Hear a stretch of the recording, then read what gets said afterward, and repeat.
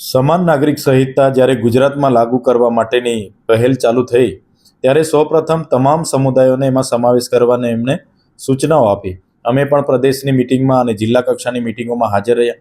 બાદમાં જે પ્રકારે આદિવાસી વિસ્તારોમાં એનો વિરોધ થયો અને જિલ્લા કક્ષાએ તમામ રાજકીય, સામાજિક અને ધાર્મિક આગેવાનો એનો વિરોધ કર્યા બાદમાં આદિવાસી સમાજને આમાં બાકાત રાખીએ છીએ એવું સરકારે જાહેર કર્યું છે. પણ અમને ભીતિ છે કે આવનારા દિવસોમાં ચૂંટણીઓ છે એને ધ્યાને રાખીને કદાચ બાકાત કર્યું હશે, પણ આવનારા દિવસોમાં એમાં ફરી લાવશે, નિયમોમાં સુધારો કરીને આદિવાસી સમાજને પણ એમાં સમાવેશ કરશે એવું અમને લાગી રહ્યું છે. બીજો અમારો વિરોધ એટલા માટે હતો કે યુસીસી એ બંધારણ સભા જ્યારે મળી એમાં 23/11/1948 રોજ જે ચર્ચાઓ થઈ એ પણ અમે વાંચી છે. ત્યારે યુસીસી એવા સમયે લાગુ કરવા માટેનું પ્રાવધાન કર્યું છે કે જ્યારે સર્વ સમાજના લોકો સમાનતાની ધારામાં આવે પછી લાગુ કરવાની વાત છે. ત્યારે બંધારણની કલમ 44 એમાં પ્રાવધાન છે. ત્યારે એમાં રાજ્ય સરકારની સત્તાઓ નથી, એમાં કેન્દ્રની લોકસભા અને રાજ્યસભાને પૂરેપૂરી એમાં સત્તાઓ આપી છે, રાષ્ટ્રપતિને સત્તા આપી છે. ત્યાં સમગ્ર દેશમાં યુસીસી લાગુ કરવાનું પ્રાવધાન છે.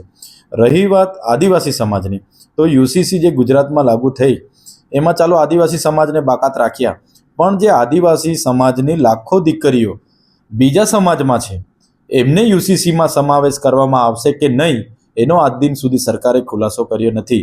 અમે વિધાનસભામાં પણ એ વાત મૂકી કે ભાઈ અમારી દીકરીઓને સૌરાષ્ટ્રથી લઈને આખા ગુજરાતમાં લઈ ગયા, એમને તમે યુસીસીમાં સમાવેશ કરો છો કે નથી એની પણ કોઈ એમણે અમને માહિતી આપી નથી. બીજું, લિવ ઇન રિલેશનશીપ એમાં જે પ્રાવધાન કર્યા છે, તો લિવ ઇન રિલેશનશીપમાં 2 જણા માનો કે 2 વર્ષ રહે છે, એમને કોઈ બાળક પેદા થાય છે, કદાચ છૂટું લેવું છે તો એ બાળક કોની સાથે રહેશે ને એને એ લોકોના મિલકતમાંથી વારસદાર તરીકે એને માન્યતા મળશે કે કેમ એની કોઈ પ્રાવધાન આમાં કરેલ નથી. ત્રીજું કે આમાં તમામ જગ્યાએ રજિસ્ટ્રાર પર જવાનું, તમારે લગ્ન નોંધણી માટે રજિસ્ટ્રાર પર જવાનું, તમારે લિવ ઇન રિલેશનશીપની નોંધણી માટે રજિસ્ટ્રારે જવાનું, તમારે છૂટાછેડા માટે રજિસ્ટ્રાર અને કોર્ટમાં જવાનું, વારસાઈ હક માટે રજિસ્ટ્રાર અને કોર્ટમાં જવાનું, દત્તક લેવા માટે, ભરણ પોષણ માટે. તો રજિસ્ટ્રાર કોણ રજિસ્ટ્રાર? મામલતદાર, ટીડીઓ કે કલેક્ટર? તો ત્યાં તો હમણાં લાઈનો લાગેલી છે જાતિના દાખલા માટે, તો લોકો બધા લાઈનો પર લાગી જશે એવું પણ અમને જણાય છે. અને એમણે કીધું કે મહિનાની અંદર જો તમે લગ્ન નહીં નોંધાવશો તો અમને દંડ કરવામાં આવશે. પણ અમને રજિસ્ટ્રાર મહિનામાં ન નોંધી આપે તો રજિસ્ટ્રાર પર શું કરવાનું એની કોઈ પ્રાવધાન નથી.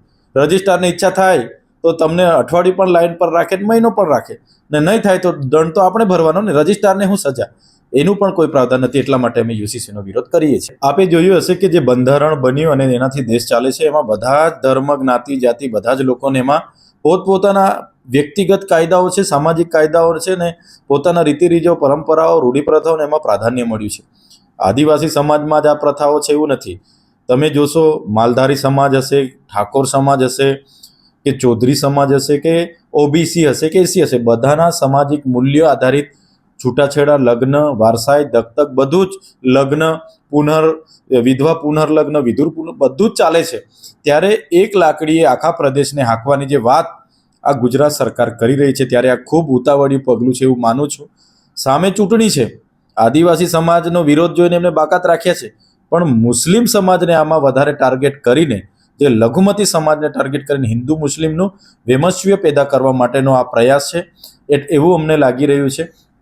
અને જે યુસીસી ગુજરાતમાં લાગે છે એમને સત્તા જ નથી છતાં એ લગાવી રહ્યા છે.